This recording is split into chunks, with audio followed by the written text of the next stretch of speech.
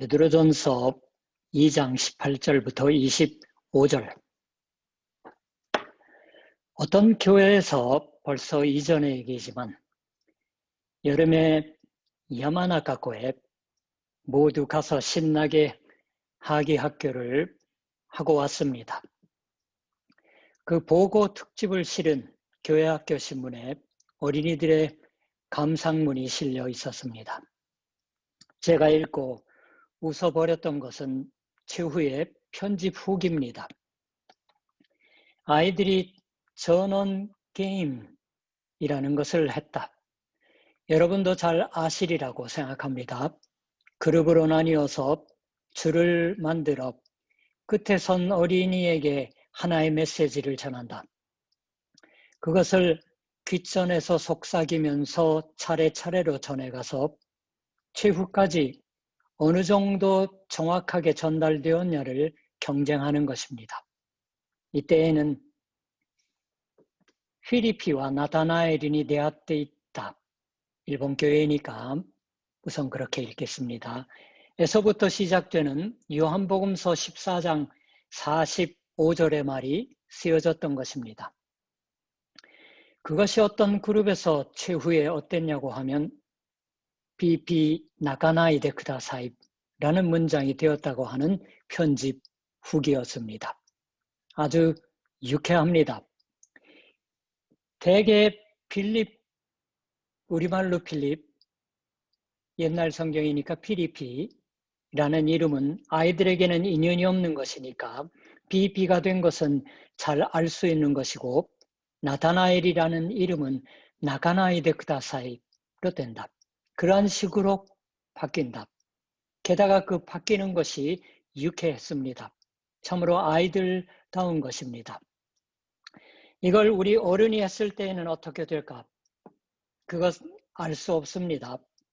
저는 그러나 웃으면서 이것은 이제 아이들만의 것이 아니구나 하고 생각했습니다. 지금 말씀드린 비비나가나이데 쿠다사이라는 것은 어린이의 생활 감각 속에서 성경의 말이 바뀌어버리는 실례인 것입니다. 우리 자신은 성경의 말씀을 잘 알고 있는 셈이니까 이런 얘기를 들으면 역시 아이들이구나 하고 생각하면서 실은 우리도 자신의 생활 속에서 하고 있는 것은 의외로 아주 비슷한 것이 아닐까요? 이 베드로의 편지에는 두드러진 특색이 있다고 말해집니다. 마치 전원 게임에서 만약 아이들에게만 맡기지 않으며 도중에 성경의 말을 잘 알고 있는 사람이 전달되는 말이 좀 이상하게 되어지면 거기로 들어서서 아니 그렇지 않아 그 말은 틀리다. 여기는 이렇다라고 정정해 주었다면 아마 끝까지 비리피와 나타나엘이 앞에 있다라는 정확한 문장이 통했음에 틀림이 없겠죠. 그와 같이 복음을 전하고 받아들여 살고 있는 교회 사람들의 생활이 이상해지면 베드로전서는 그 요소를 잘 찔러서 가르쳤습니다. 이 베드로의 편지가 우리에게 가르쳐주는 것은 대체 어떠한 것일까요? 지금의 전원 게임이 좋은 예입니다. 그 전원 게임의 끝쪽에 틀린 부분에만 열중하게 되어서 얘기를 하고 있음에 지나지 않는다고 하는 것이 일어나는 것입니다. 우리 그리스도인의 생활은 한 주간에 한 번 교회에 찾아오지만은 곧 우리들은 다른 쪽으로 기우는 경향이 있는 것입니다. 그러니까 매일 성경을 읽고 기도를 한다고 하는 것이 소중한 것이 됩니다. 우리도 매일은 아니겠지만은 수요일 성경 공부 시간을 이제 유튜브를 활용하면서 계속하고 있는 것도 그러한 이유가 되는 것입니다. 그렇게 하는 것은 구부러져 버리는 전원의 흐름 속에서 말을 전하는 흐름 속에서 이것이 진정한 진리이다라고 하는 것을 반복하고 반복해서 하나님 자신으로부터 가르쳐 받기 위함인 것입니다. 여러분 중에서 성경을 읽을 때 줄을 치면서 읽는 분이 제법 많으시라고 생각합니다. 여러 종류의 줄을 치는 방법이 있겠지요.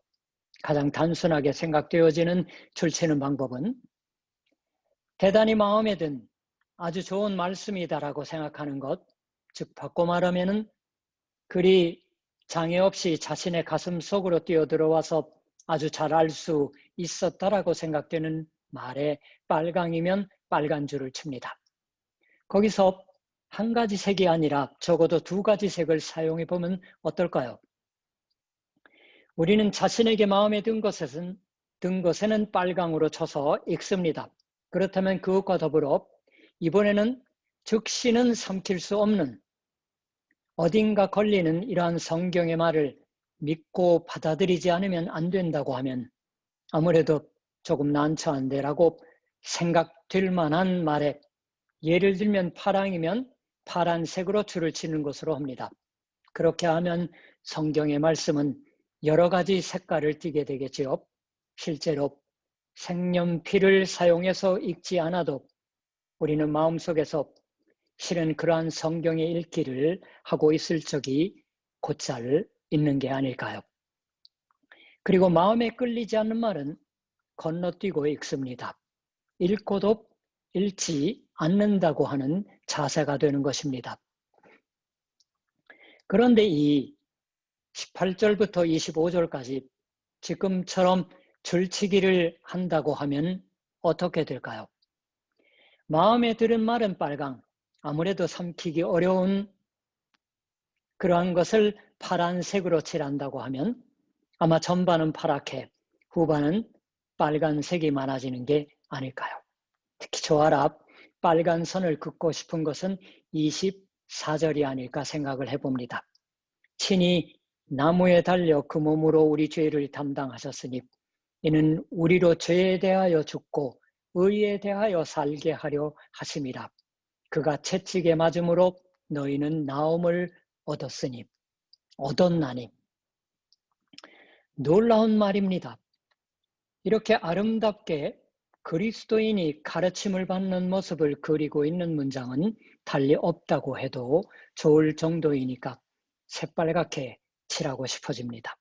그러나 앞쪽으로 되돌아가면 이러한 문장이 있었습니다. 사환들아 범사에 두려움으로 주인들에게 순종하되 선하고 관용하는 자들에게만 아니라 또한 까다로운 자들에게도 그리하라. 18절에요. 이것만으로도 곤란하게 됩니다. 게다가 이것은 다만 곤혹하다고 하는 것에 머무르지 않습니다. 여기에는 현대에 있어서 여러 가지 형태로 논의되는 하나의 중요한 문제가 포함되어 있습니다. 여기에 쓰여 있는 사환이라는 말은 곧잘 성경에서 사용되는 종, 특히 일본어 성경이 번역하고 있는 것처럼 노예라고 번역되는 말과는 조금 달라서 좀 더 원문대로 해보면은 집에 속하는 노예. 그러나 왜 거기서 굳이 그냥 종, 노예라고 하지 않고 집에 속하는 노예라고 하는 말을 베드로가 썼을까요? 하나의 추측을 할 수는 있습니다. 이 노예는 한 집에 소속하고 있는 그 집의 소유물이다라는 것입니다. 당시의 로마 세계에는 꽤나 많은 노예가 부려지고 있었습니다. 100만 명을 단위로 하는 노예가 있었다고 합니다. 노예라고 하면 우리는 즉시 쇠사슬로 연결되어 채찍으로 얻어맞고 혹사당하는 사람들을 상상합니다. 아메리카에서. 그러나 이 당시의 노예에는 물론 그와 같이 잔혹하게 부려지고 있던 노예도 있었겠지만 그것만이 아니라 노예 중에서 학자 그리고 철학자도 나왔습니다. 혹은 회계를 맡아 장부를 담당해서 주인의 일에 중요한 것을 맡겨진 자도 있습니다.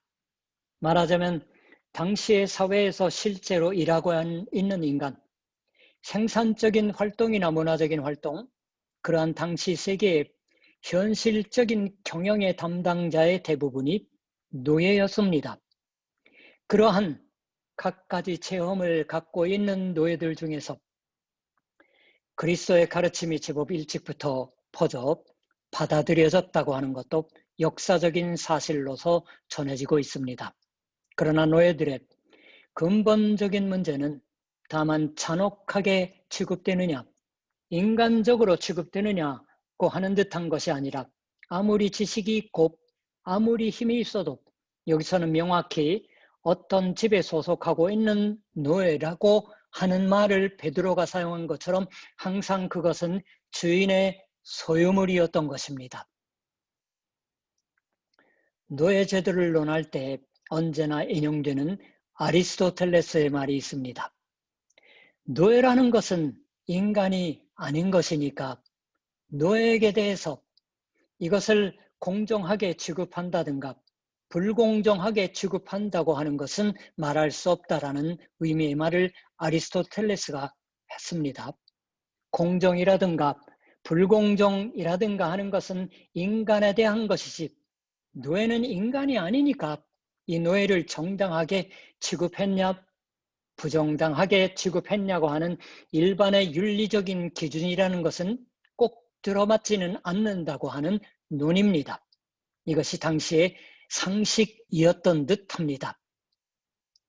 그러나 아무튼 노예들 중에 그리스도인이 잇따라 늘어갔다고 말하는 것은 베드로전서만의 보고는 아닙니다. 다른 편지, 예를 들면 고린도전서 등을 읽어보아도 잘 알 수 있습니다.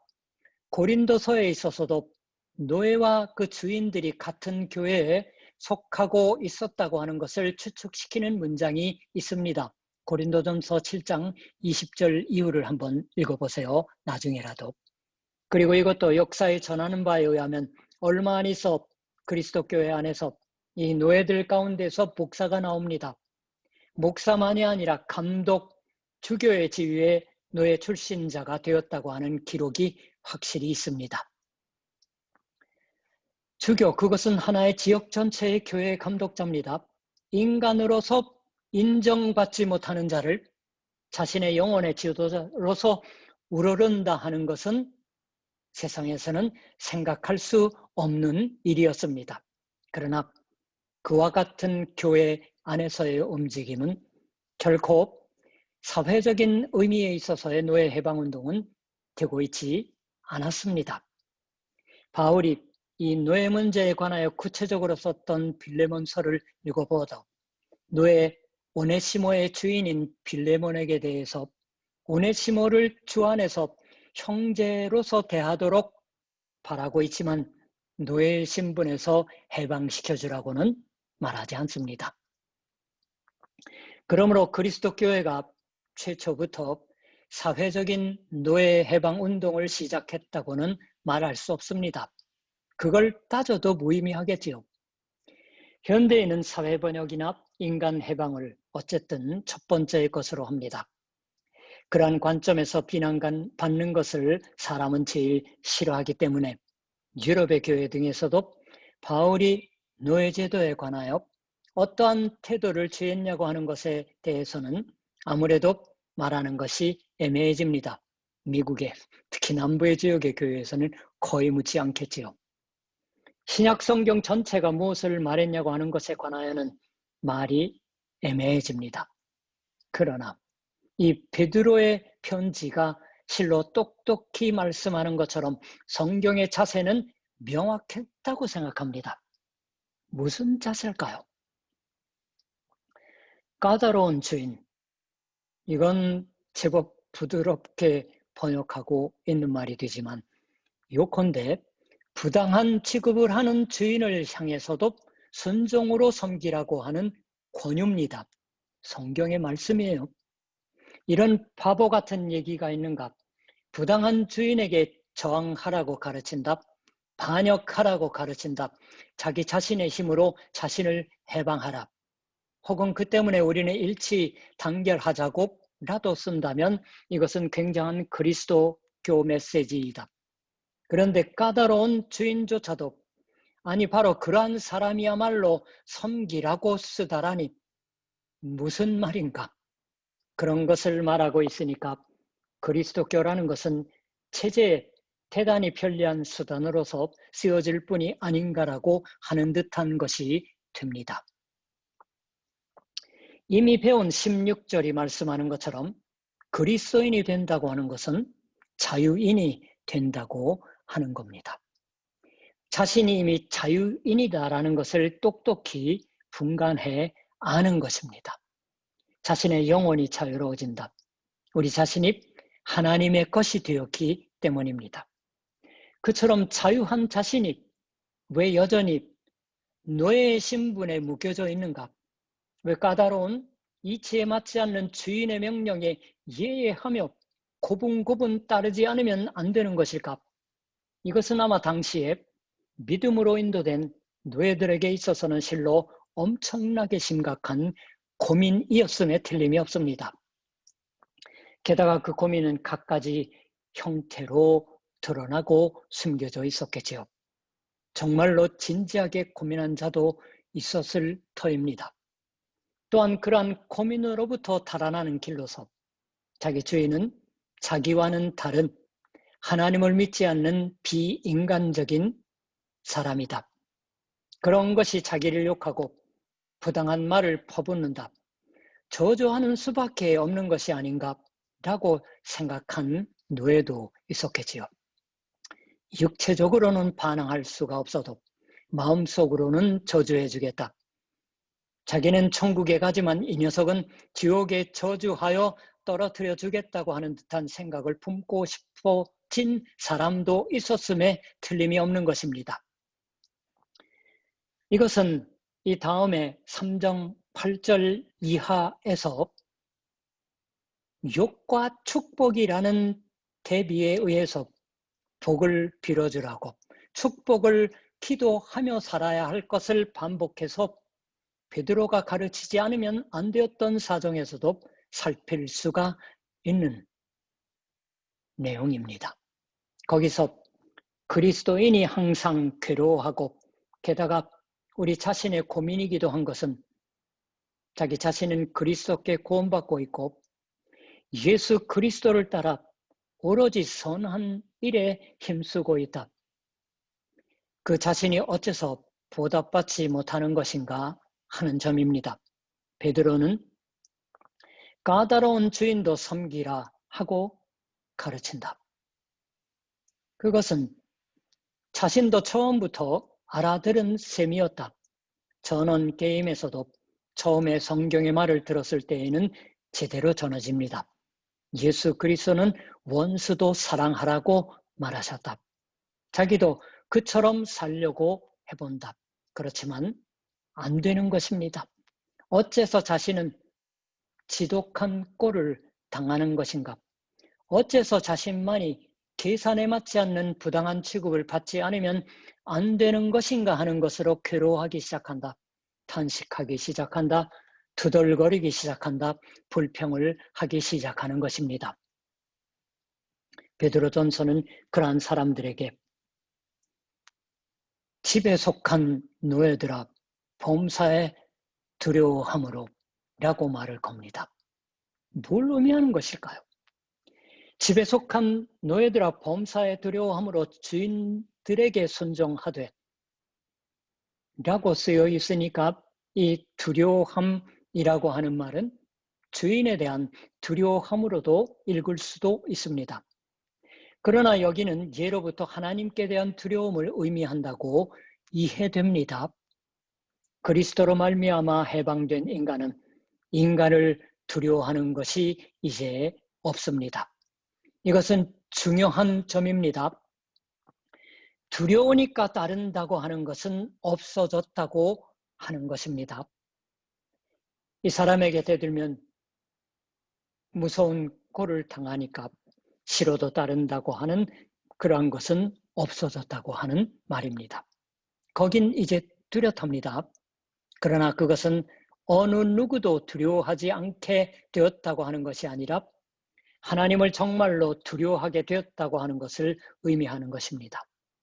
혹은 오히려 하나님을 정말로 두려워하게 되었으니까 하나님 이외의 것을 두려워하는 것은 이제 없다라는 것이 됩니다.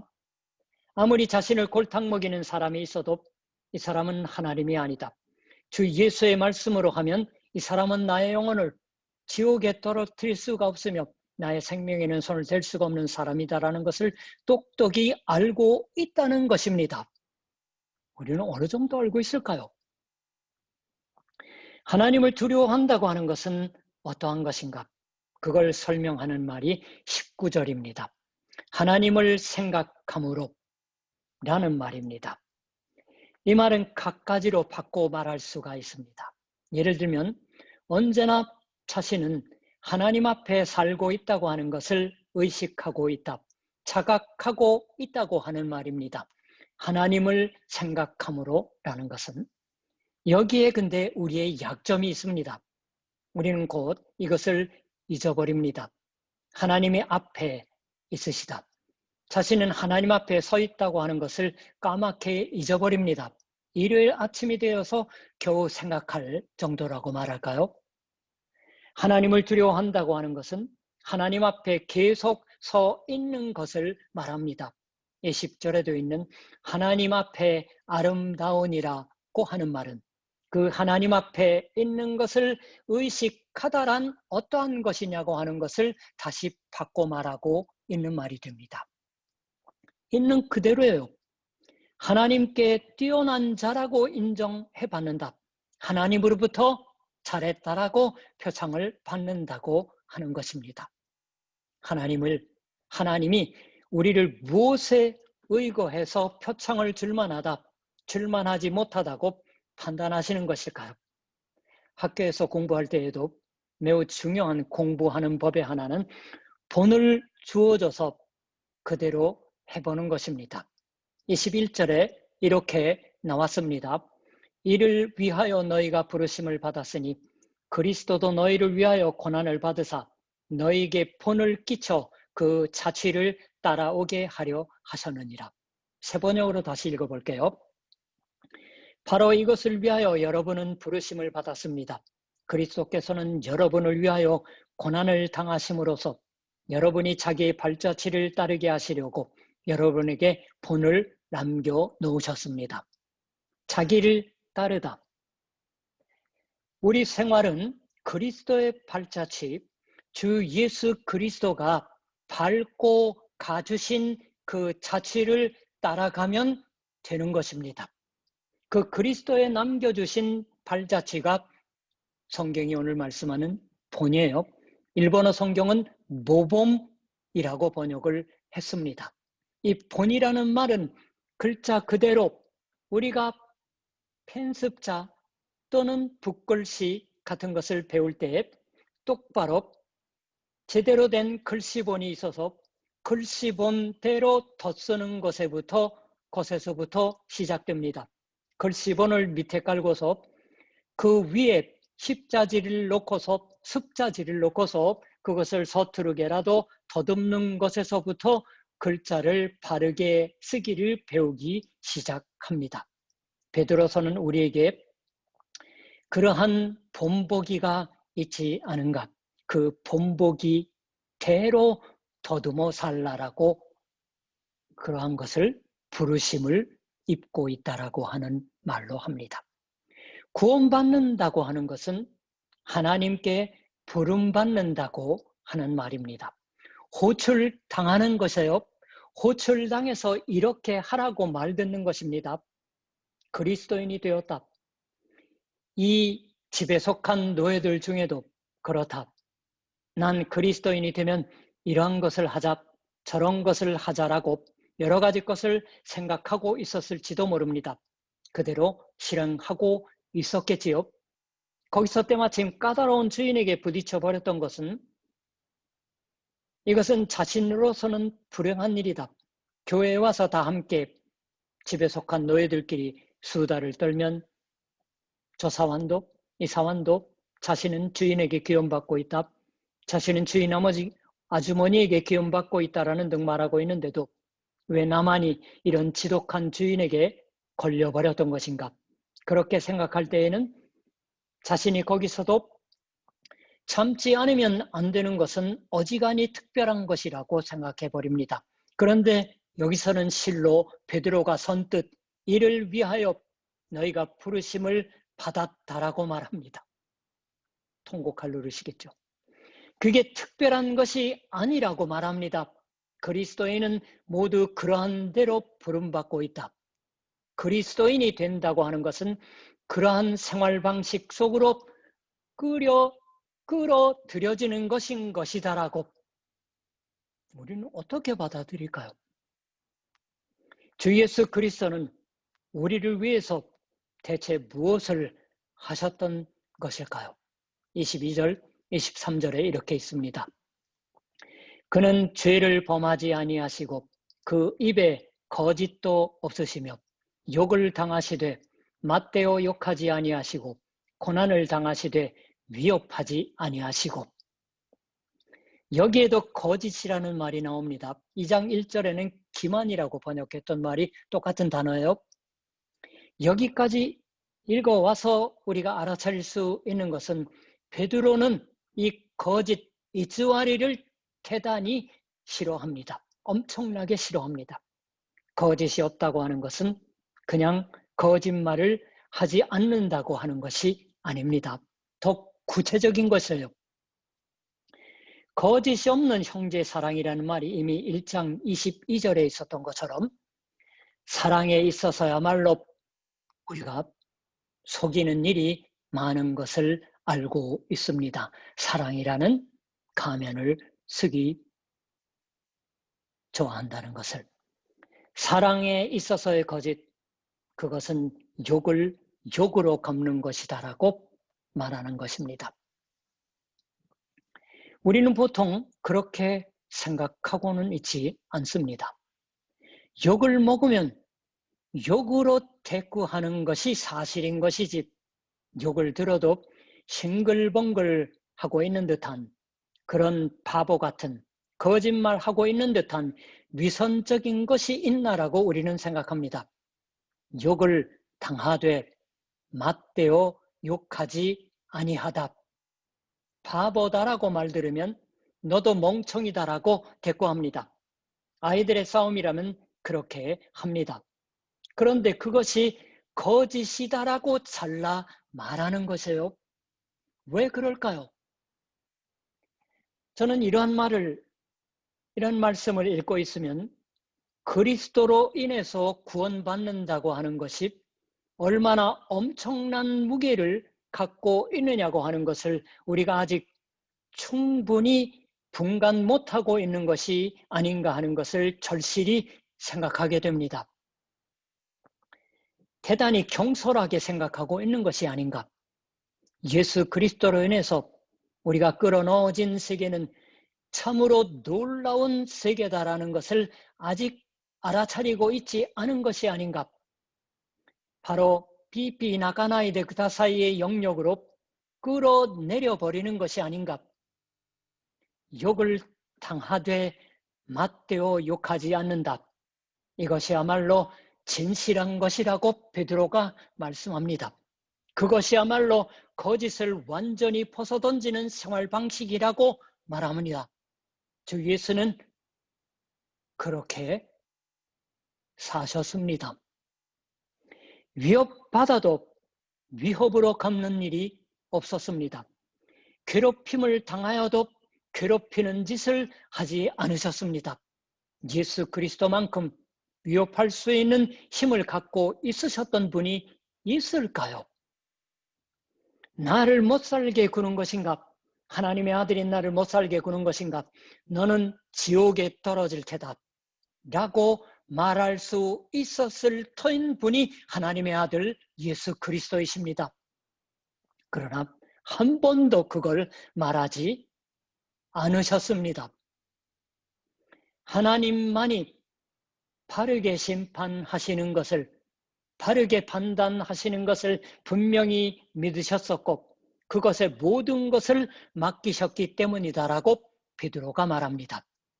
이것은 오히려 철저하게 의로 산다고 하는 것, 이 세상에 있어서 진실한 정의는 인간의 힘으로는 서지 않는다고 하는 것을 분명히 인정한다고 하는 것입니다. 하나님이 의로우시다. 하나님이 심판하신다. 하나님이 의를 만드신다. 그리고 하나님의 그 뜻으로 산다. 이것은 주 예수께 있어서도 정말로 무거운 것이었습니다. 여러분도 잘 아시리라고 생각합니다. 주 예수는 십자가에 달리시기 전에 하나님을 향해서 간절히 기도하시니 땀이 핏방울같이 땅에 떨어졌다라고 누가복음서가 쓰고 있을 정도입니다. 마가복음서 같은 것을 직접 원문으로 읽어보면 부들부들 떠는 모습이 엿보일 정도예요. 왜 그렇게 땀을 흘리는데 피를 흘리는 생각을 하지 않으면 안 되었던 것일까요? 의로운 심판을 하시는 분에게 일체를 맡긴다고 하는 것은 주 예수께 있어서조차도 그토록 무거운 것이었던 것입니다. 그리고 그것을 관철하십니다. 공의로 심판하시는, 새번역은 정의롭게 심판하시는, 공동번역 개정판은 정의대로 심판하시는 분에게 일체 맡기고 사셨다. 욕을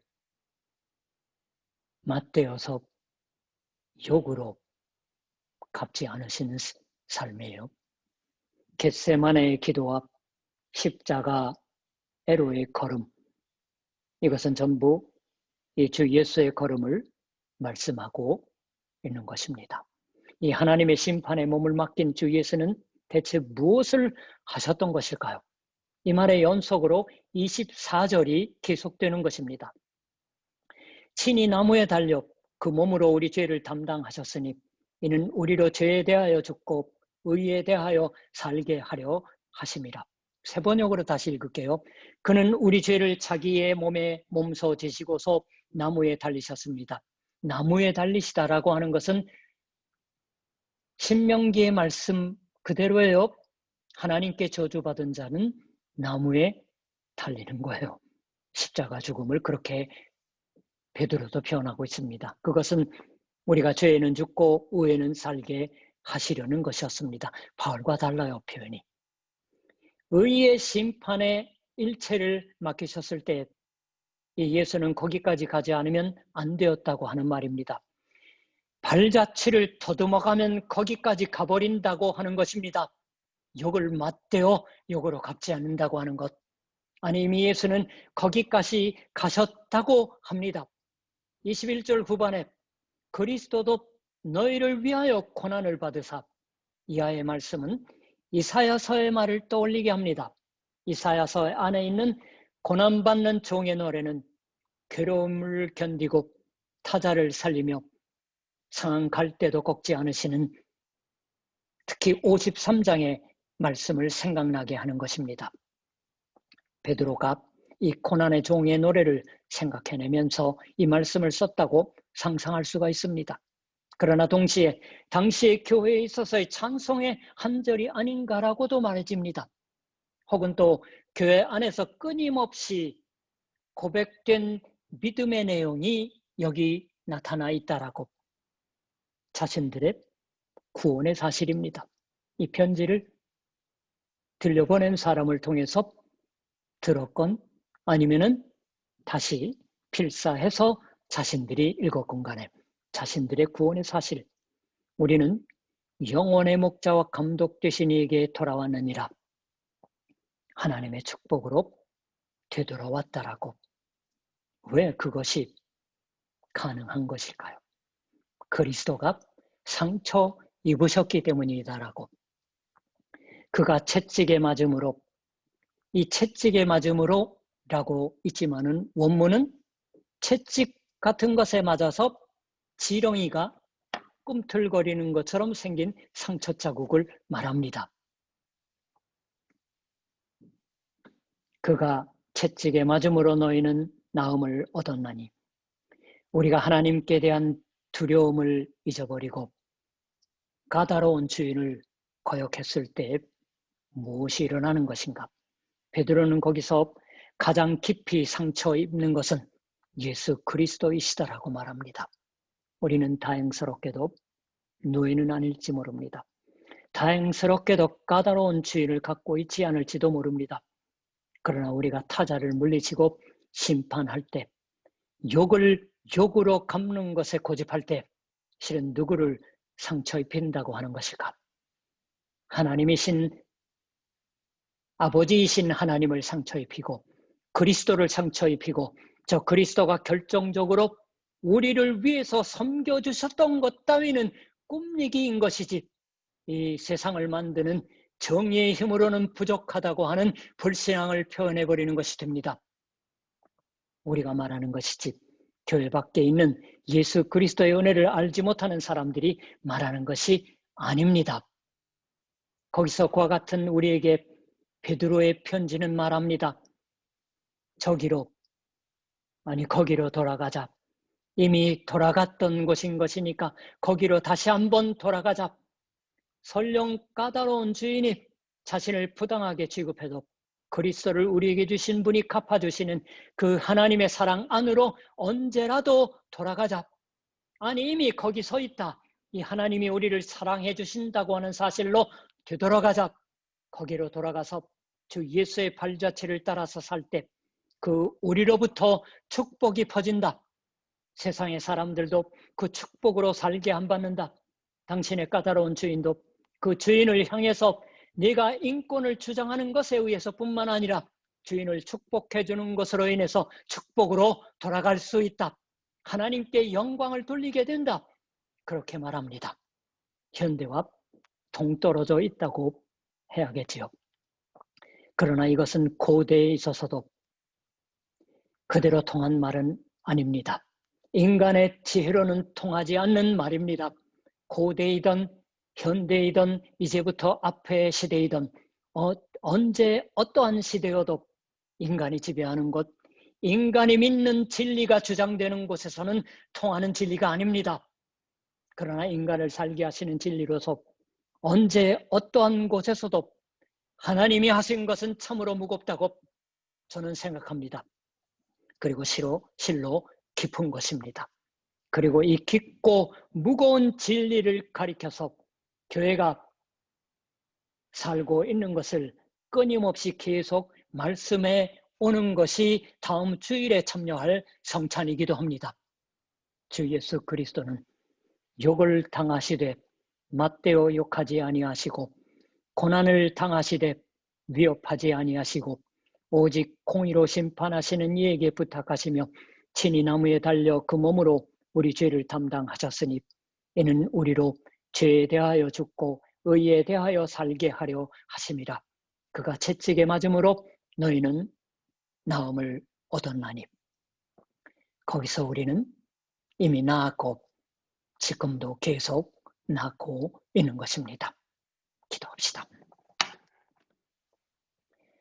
주 예수 그리스도의 아버지 되신 하나님, 우리들의 오만을 생각하지 않을 수 없습니다.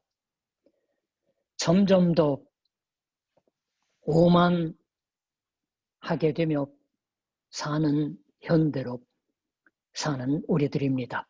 우리도 또한 사람들이 우리를 어떻게 취급하느냐에 의해서 오른쪽으로 끌려버리기도 하고 왼쪽으로 끌려버리는 어리석은 인간입니다. 당신을 두려워할 줄 모르는 것입니다. 하나님 앞에 서는 것을 잊어버리고서 사람 앞에 서 있는 것밖에 생각할 수가 없는 죄인입니다. 그와 같은 우리를 이미 그리스도가 받은 상처로 인해서 고침을 받고 있는 은혜의 사실로 돌아갈 수가 있게 하옵소서. 영원의 목자, 감독자이신 그리스도께서 우리를 목자로 양치워 주시는 그러한 축복을 지금 그 그리스도의 발자취를 더듬더듬 하면서이지만은 계속해 사는 기쁨을 통하여 더욱더 하나님의 자녀로 사는 의미를 깨닫게 하여 주시옵소서. 감사드리며 우리 주 예수 그리스도 이름으로 기도드립니다.